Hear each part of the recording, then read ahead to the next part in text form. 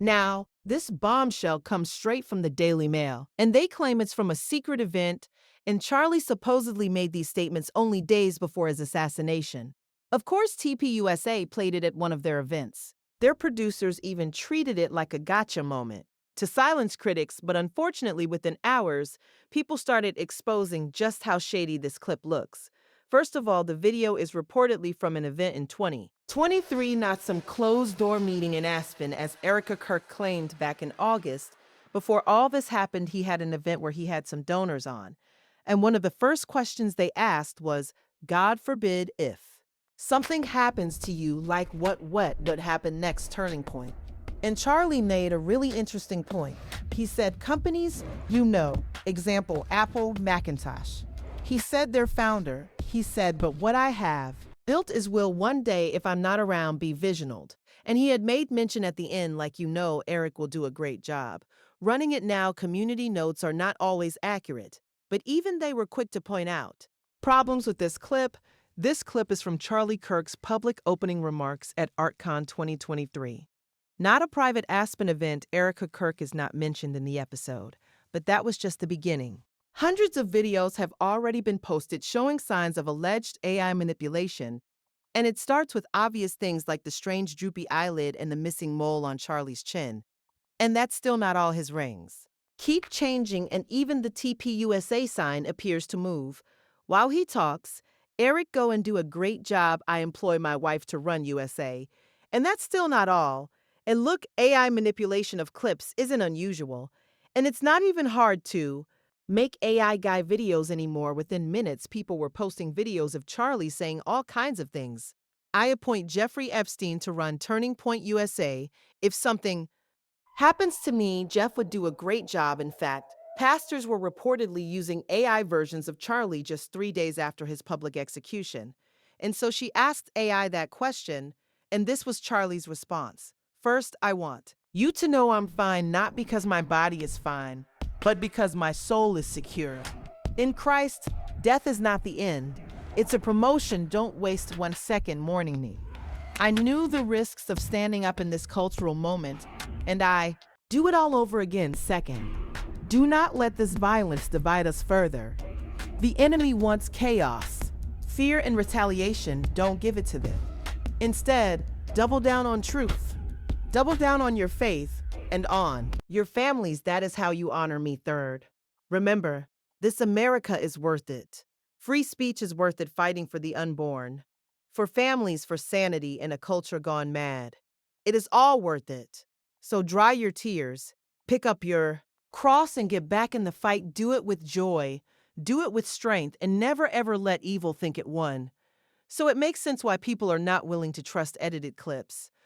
But here's the thing no one really cares about Erika Kirk taking Charlie's position. The real issue is what she does with all the power that comes with it. And it's clear people are not happy with her. And it's important to remember that happiness comes and goes. It is so fleeting, but the joy of the Lord withstands all. Look, before we even get into the claims made by the heckler, just watch how Erika's demeanor changes the moment someone challenges her, protects her reaction. Makes sense. This is a serious accusation, and here's how she responded. It's important to remember that happiness comes and goes.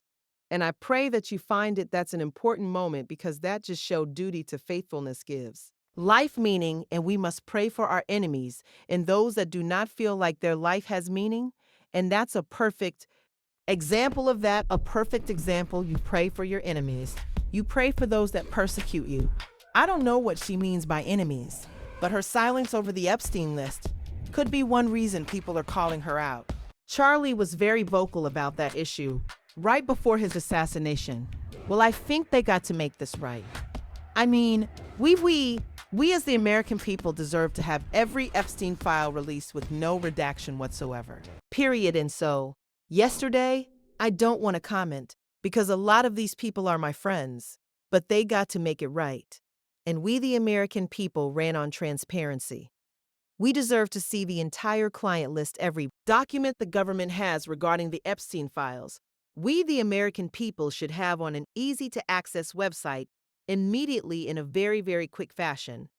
I'm pushing for that both privately and publicly. Just so. Secondly, so it does seem strange that Erika Kirk has not called out people like Bill Gates or Peter Thiel at all.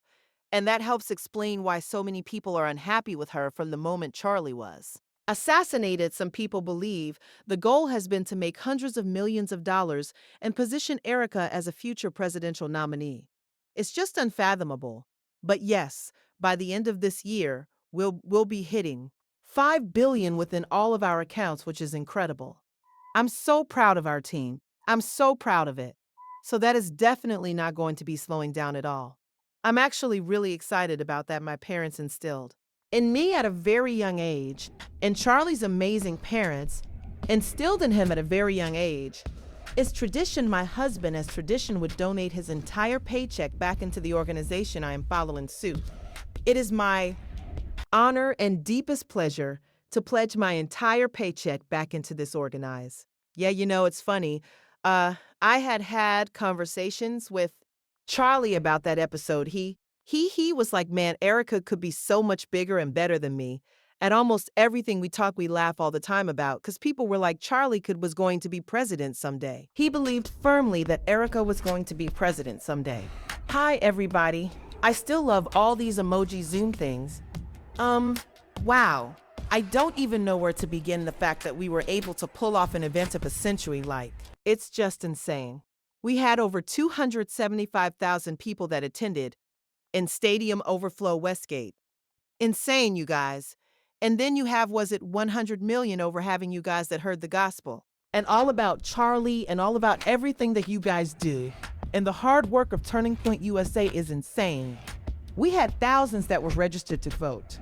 I think we're at like over 200,000 for merch. Sales, don't quote me on that, because I think it just keeps like bumping up like crazy. They never addressed what critics say are obvious shortcomings in the investigation into her husband's assassination. Do you know that they had the gunnifing dogs, right? That in which they could sniff a gun that was fired a week earlier in the rain, right? They were looking all over, they didn't find it. The FBI shows up. A minute later, we got the gun, and now they won't even release that to the defense team. They're still holding God to it. And then of course then he decides to text his lover. Instead of waiting for him to get home, it's only a 3-hour drive. He's like, "You know what he said? I wanted to take this secret to my grave." First of all, he talks like he's writing a Jane Austen novel, my love. And then he says, I wanted to take this secret to my grave, but fuck it. I'm just going to leave it here on a text message to you, so the FBI can find it. And if that wasn't enough already, she also went after people questioning the official narrative. Okay. So this is obviously a setup, and you're not allowed to ask questions about it. And if you are attacking a grieving widow, this is not okay. It's not healthy. This is a mind virus. Yes, I believe in our judicial system, I do. We have a hell of a team working on this. Excuse my French, but this is not okay. And that's again, when did Jackie O ever say quit looking into who killed my husband? Never. That's not what happens, and that's not how you grieve. By the way, I remember when my dad died, my mom immediately bought a gold sequin pants outfit, started carrying sparklers around, and selling t-shirts. And my friends are like, Jimmy, what's with your mom? I'm like, she's grieving, and while she refuses to even talk about the case, she still manages to show up at every event and find a way to steal the spotlight. I just want to go find. I know that he would have been the first phone call when he found out that you were going to be taking this position, and the way that I was able to witness the two of you work together for years and to champion and support the president was absolutely humbling to witness. And I am so proud of. Thank you. And let me tell you folks, this entire saga has spiraled into one of the most explosive conspiracy-laden dramas in conservative circles that the internet has ever seen, with layers upon layers of suspicion, doubt, and outright accusations flying around faster than any AI deepfake could generate. Because when you really sit down and dissect every single frame, every single word, every single financial report and every single behavioral shift from Erika Kirk in the TPUSA machine after Charlie's tragic assassination, it paints a picture that is so riddled with inconsistencies, questionable timing, and power.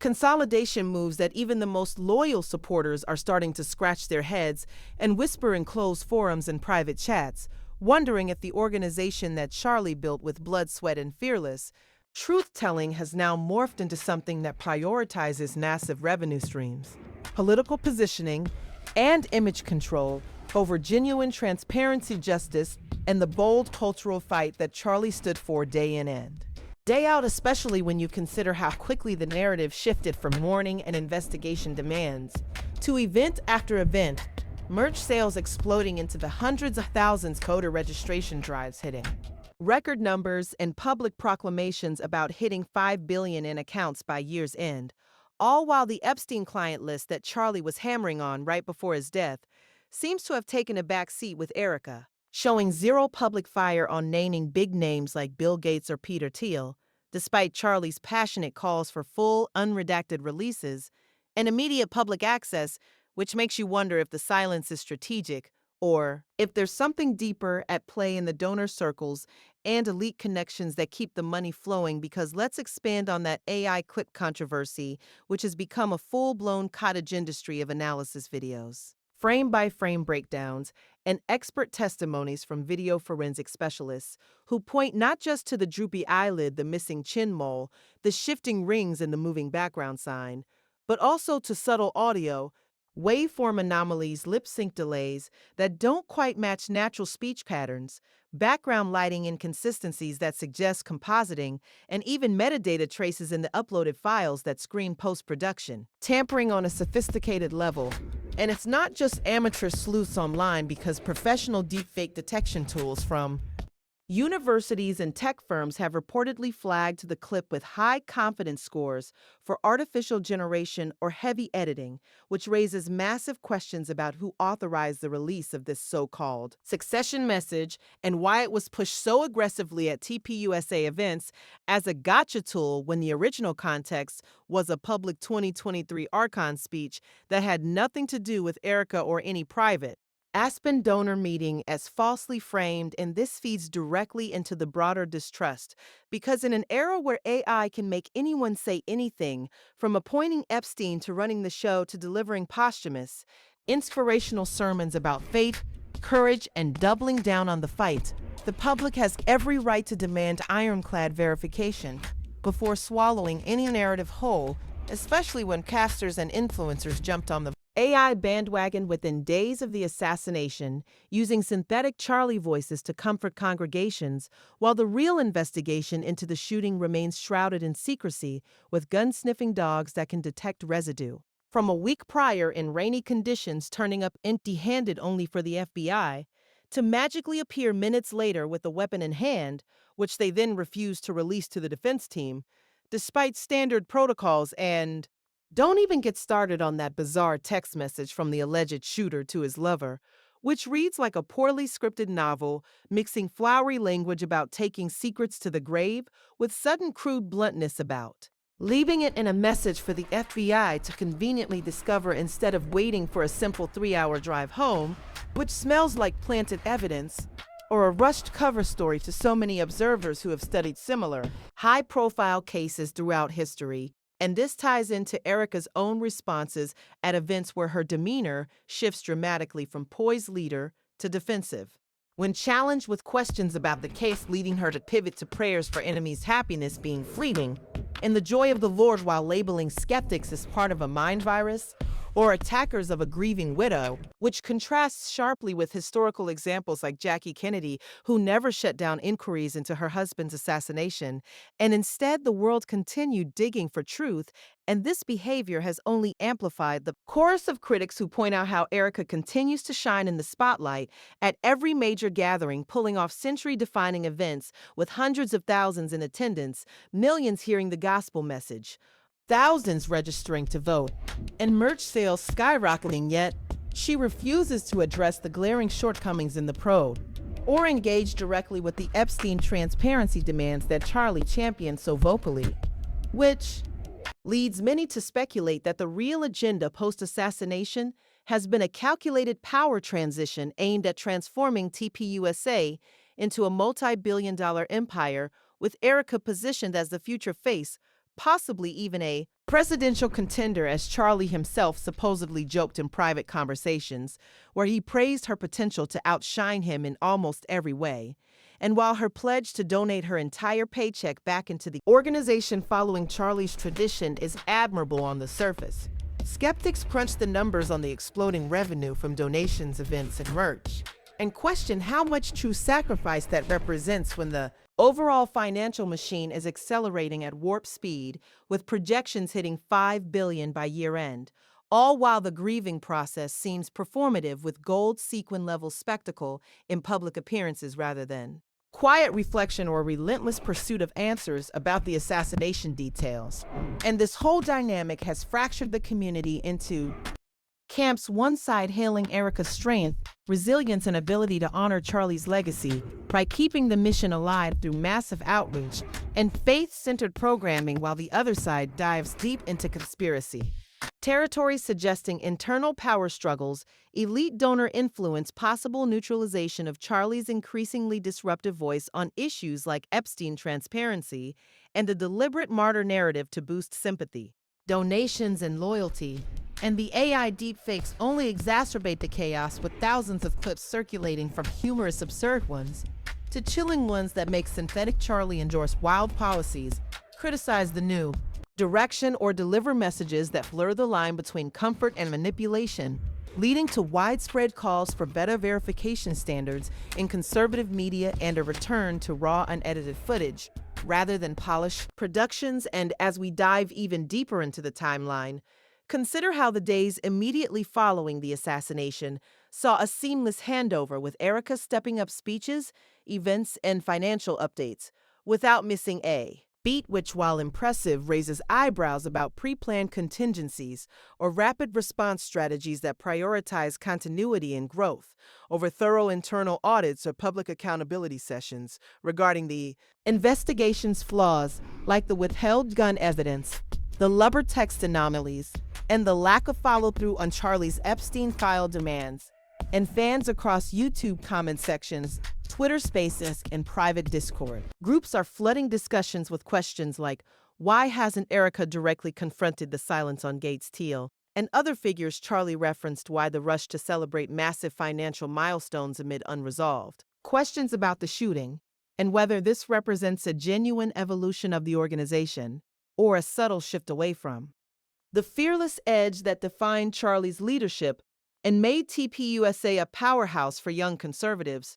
And to add even more fuel to this fire, independent investigators and citizen journalists have compiled extensive reports cross-referencing public statements, financial filings, event timelines, and body language analyses from Erika's appearances, showing patterns of deflection through spiritual language, prayer calls, and emotional appeals that effectively shut down dissent by framing it as unfaithful or enemy-driven, while the actual substance of the assassination case, the AI clip authenticity, and the future direction remain underexplored in official channels. And this has led to a surge in alternative content creators dissecting every detail, from the ArtCon 2023 original speech comparisons to the altered version highlighting not just visual discrepancies, but tonal shifts in Charlie's voice that don't match his known speaking patterns, and even crowd reaction audio that seems layered in post-production. And the cultural impact cannot be overstated, because Charlie Kirk represented a bold, unapologetic voice in a time of cultural madness, fighting for the unborn free speech, family values, and sanity against elite overreach. And his sudden removal has left a vacuum that Erika is filling with tradition, continuity, and big vision, but at what cost to the trust and transparency that were hallmarks of the movement, especially when the very tools of deception like AI are being used to manufacture legitimacy around succession plans that may not have been as straightforward as presented. And expanding on the fan reactions, we see everything from heartfelt support videos praising Erika's poise and the organization's resilience, stories of lives changed through gospel presentations and voter registrations, to furious threads accusing the leadership of cashing in on tragedy, turning grief into a branding opportunity and sidelining justice in favor of spectacle, with some longtime donors even pulling back contributions until more answers emerge about the investigation. And Epstein's stance in this division is exactly what critics say the enemy wants, as the synthetic Charlie messages warned against. Yet, ironically, the handling of challenges at live events seems to deepen the rifts rather than heal them by praying for persecutors instead of engaging substantively with legitimate questions about power dynamics, nepotism, financial opacity, and narrative control. And looking further ahead, the implications for the broader conservative movement are huge, because if TPUSA under new leadership softens on key issues, like full Epstein disclosure, or fails to maintain the raw authenticity that fueled its growth, it could signal a larger trend of institutional capture, where money influence and political ambitions overshadow the original mission. And as more AI tools become accessible, the flood of fake Charlie content will only intensify, blurring truth further and making it essential for supporters to demand raw footage, unedited archives, and independent audits to restore confidence. And this story is evolving daily, with new leaks, analyses, and event recaps pouring in, keeping the drama at fever pitch as everyone from casual viewers to hardcore activists weighs in on whether Erika is the rightful heir, carrying the torch with honor, or if the entire post-assassination era represents a calculated pivot that Charlie himself might question if he could speak without the filter of AI generation. And ultimately, the call to action remains stronger than ever for the community to double down on truth, courage, faith, and families, just as those powerful words attributed to Charlie urged, while staying vigilant against manipulation, division, and any attempts to let evil think it has won by silencing questions or rushing narratives without full scrutiny. And with that, the internet continues to buzz, speculate, and search for clarity in a saga that has all the elements of a blockbuster conspiracy thriller mixed with faith, family power, and the high stakes of American cultural warfare that shows no signs of slowing down anytime soon. As more details emerge, more voices rise, and the pursuit of genuine justice, transparency, and legacy preservation becomes the real test for everyone involved.